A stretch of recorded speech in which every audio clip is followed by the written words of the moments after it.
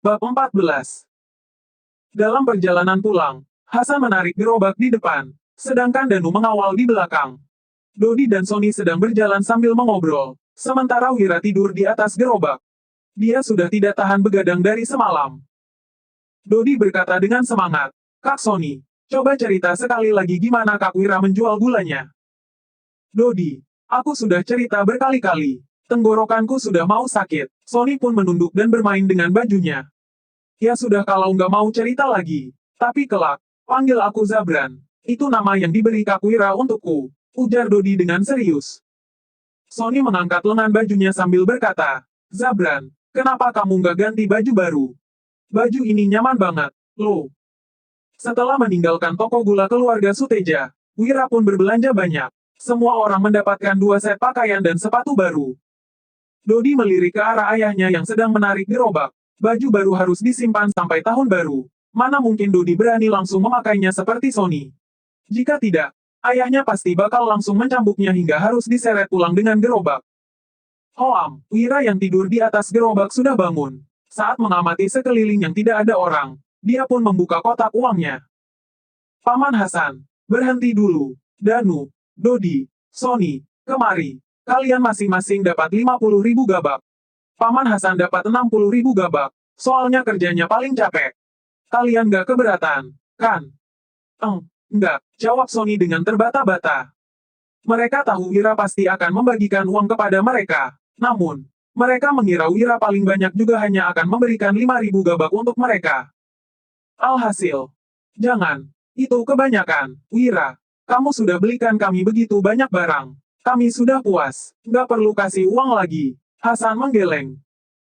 Jika Danu dan Dodi masing-masing mendapatkan 50.000 gabak dan dirinya mendapat 60.000 gabak, totalnya sudah 160.000 gabak. Baik teknik menangkap ikan, teknik busur ikan maupun cara pembuatan gula putih, itu semua adalah teknik rahasia Wira. Jika dia mencari orang untuk bekerja untuknya, semua orang juga sudah akan berebutan kerja dengan gaji 30 gabak sehari. Jadi, bagaimana bisa mereka menerima begitu banyak uang dari Wira? Benar, nggak boleh. Danu dan Dodi juga menyuarakan pendapat mereka.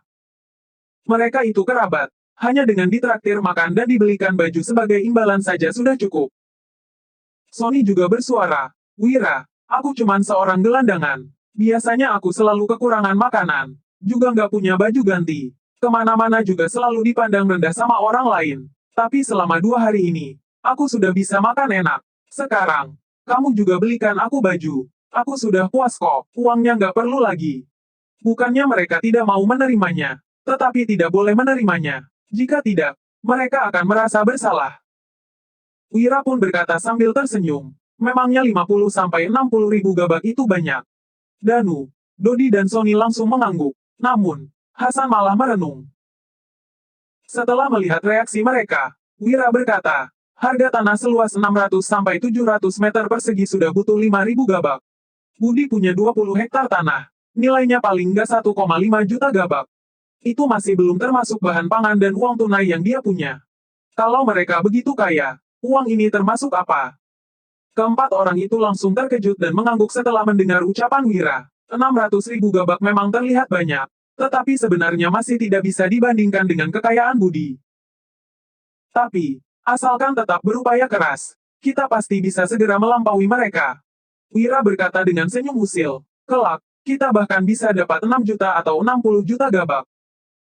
6 juta atau 60 juta gabak. Sony menggaruk kepalanya sambil termenung. Sony hanya tahu hitungan sampai ribuan, sedangkan puluh ribuan menandakan sangat banyak. Namun, dia tidak tahu spesifik jumlahnya.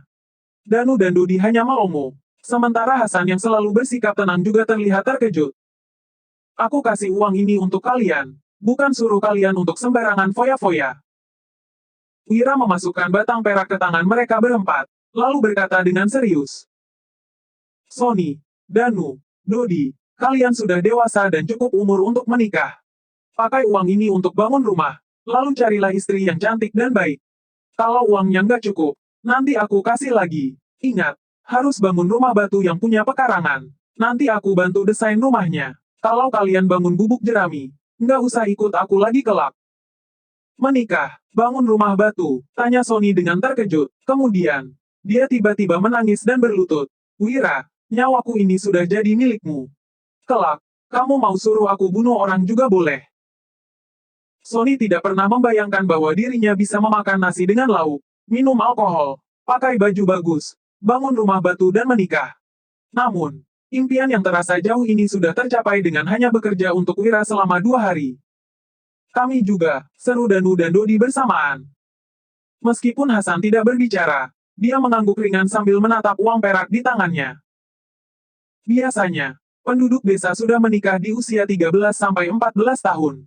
Danu dan Dodi sudah mencapai usia itu. Mereka juga sudah pernah mencoba mencari pasangan, tetapi tidak ada gadis yang bersedia setelah mendengar keadaan keluarga mereka. Hasan juga ingin mendapatkan uang untuk membangun beberapa rumah agar kedua putranya bisa menikah. Namun, dalam beberapa tahun terakhir, Hasan sudah punya tambahan 3 orang anak. Kedua putra yang belajar bela diri darinya juga punya nafsu makan yang besar.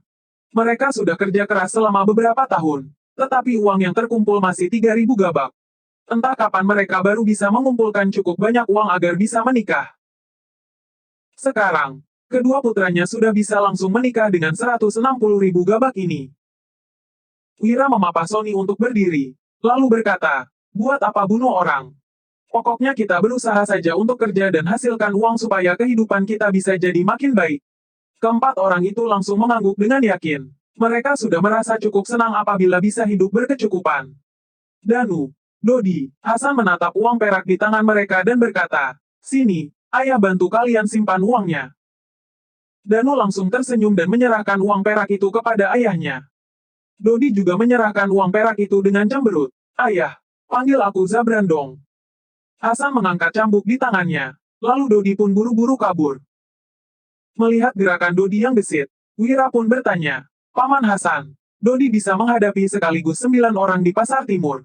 Iwan juga bilang dia itu orang yang berlatih bela diri. Apa kamu yang mengajari mereka? Sony juga penasaran. Hasan sudah pensiun militer selama 5 tahun, tetapi tidak pernah menunjukkan kemampuannya.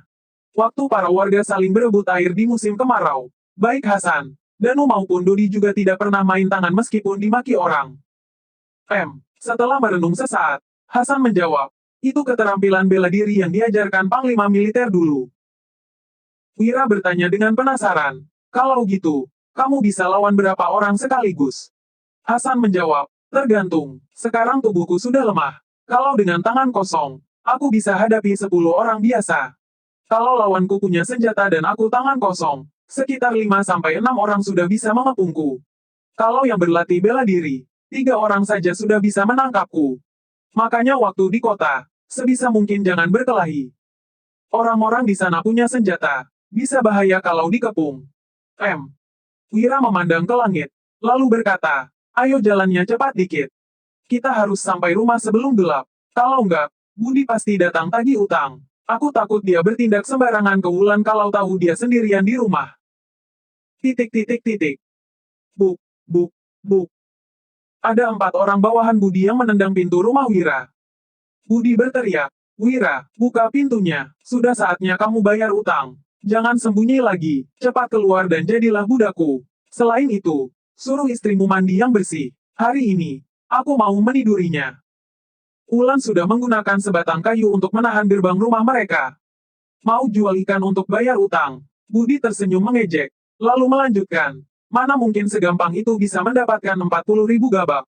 Jangan menipuku lagi, cepat buka pintu dan bayar utangnya. Kalau enggak, aku dobrak ya. Buk, buk, buk. Keempat bawahan itu mulai mendobrak.